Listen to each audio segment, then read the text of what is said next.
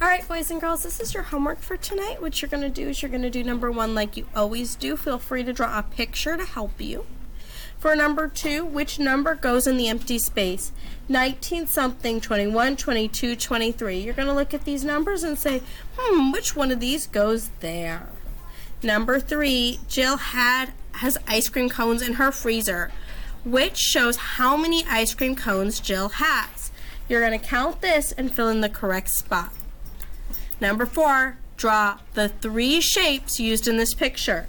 I see a rectangle, so I could draw a rectangle. Draw the other shapes that you see in the picture. On the back, number 5, count how many doors you have in your house and write the number.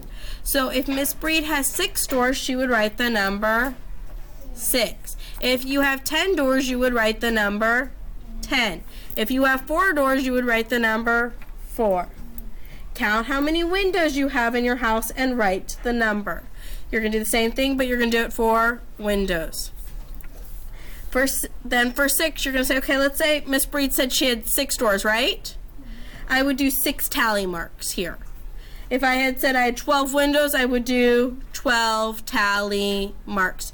Your work is not going to match your neighbor's work. You're going to have to do this by what you have in your own house. Number 7. I see hands up, just wait a second. Use the data you found and create a T-chart to show how many doors and windows are in your house. So what I'm going to do is I'm going to make a T-chart like this, and I'm going to label one side doors, and on the other side I'm going to label it windows. Then I'm going to draw my doors. Is your doors going to be 6, boys and girls? No, unless you really have 6.